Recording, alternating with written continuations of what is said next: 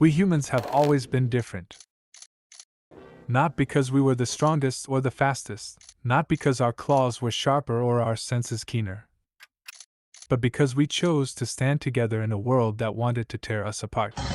We were fragile bodies wrapped around stubborn minds. We had no fangs, so we made spears. No wings, so we built boats. No natural armor, so we taught each other warmth, community, and banding together against the dark. What separated us from every other creature wasn't dominance. It was collaboration. We didn't just survive nature, we learned to shape it. We made food instead of hunting endlessly for it. We built shelters instead of praying for caves. We sewed our own clothes instead of waiting for seasons to be merciful. In time, we rose to the top of a world far larger than ourselves. Clever, determined, inventive. And somewhere along the way, we began to believe that being human meant being better. As if being better was a destination, not a responsibility.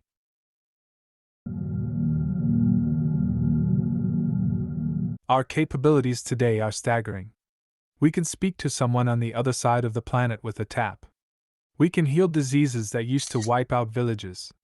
We can send machines into space and see the birthplaces of stars. It's an achievement centuries in the making.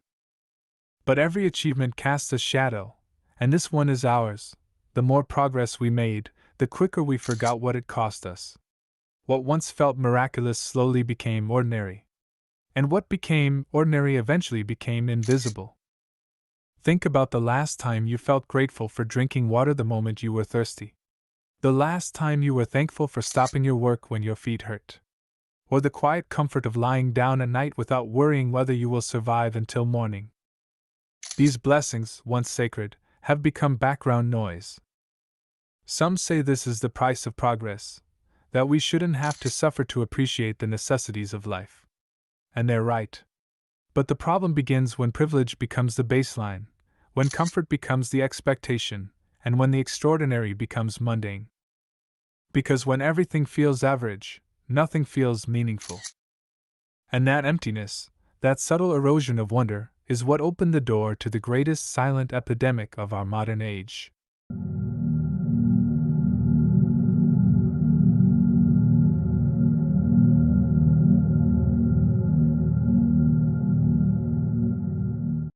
Nihilism.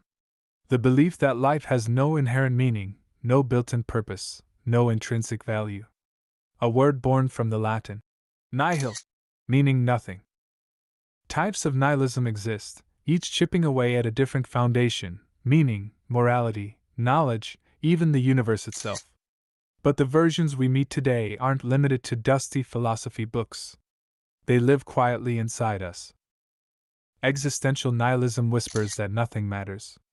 Moral nihilism questions whether right or wrong even exist. Epistemological nihilism doubts the truth itself. Cosmic nihilism says the universe is indifferent and cold. But modern nihilism has another face, one far more human. Some people look at meaninglessness and feel suffocated. Others look at the same emptiness and feel free. If there is no predetermined purpose, then we are free to build our own. If nothing is promised, then everything we create becomes a victory. Hopeful nihilism is not about giving up.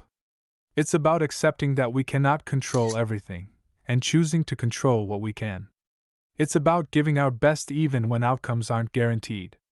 It's about understanding that we cannot force anyone to choose us, love us, or stay with us. And yet we try, because humans have always chosen connection even when the odds were stacked against us. It sounds simple, but living this way is hard. Because some of us know what it feels like not to be chosen by anyone. Some of us know what it feels like to carry hope like a heavy stone.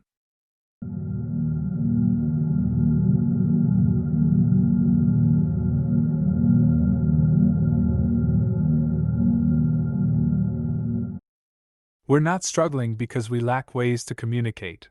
We have more tools than any generation before us. We could text 10 friends at once, video call someone across the world, or share our thoughts with thousands of strangers instantly. And yet we hesitate. Not because we are lonely, but because we are tired. Tired from working nonstop for a future we can barely picture.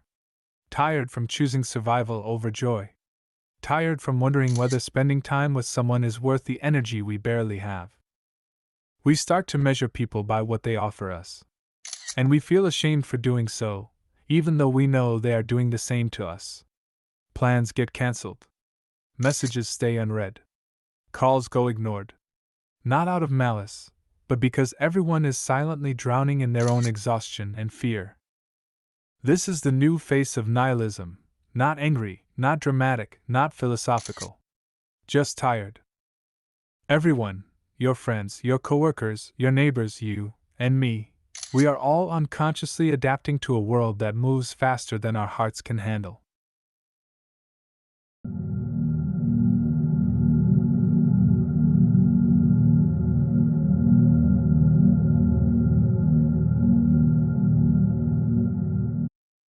Look at movies today. Ask yourself honestly, when was the last time you were truly excited to watch something new? Many people aren't excited anymore. Stories don't hit like they used to. Nothing feels as special. And yet some people still feel the magic. Why? Because there are two emerging types of individuals. Traditional nihilists, often older, or those who remember the world before everything became digital, immediate, disposable.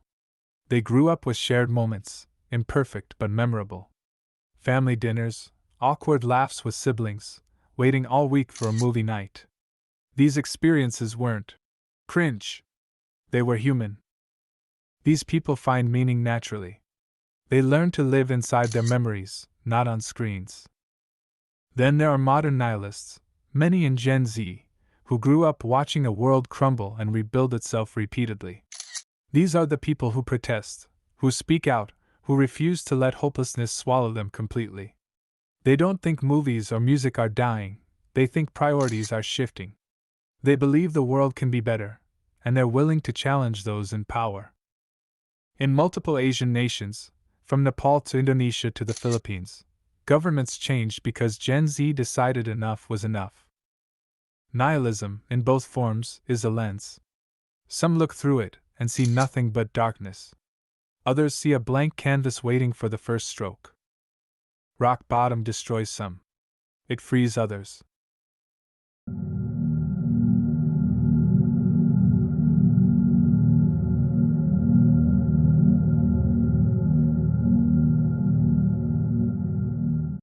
Nihilism has always existed.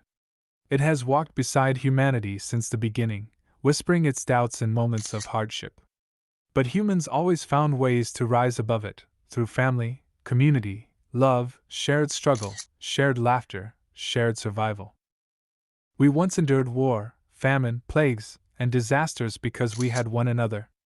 We had neighbors who asked, "Are you okay?" We had siblings to lean on. We had friends who showed up, even when they were tired. Even in the Great Depression, when wallets were empty, homes were full. Today, many people don't even have the courage, or the connection, to ask their own family, "How are you doing?" And even fewer expect an honest answer. We survived our darkest eras not because we were strong, but because we were together. And maybe that's what we're missing now. Maybe the cure to this quiet, modern emptiness isn't to resist it or pretend it doesn't exist. Maybe it's to remember what made us human in the first place. Not strength. Not intelligence. Not ambition. Connection.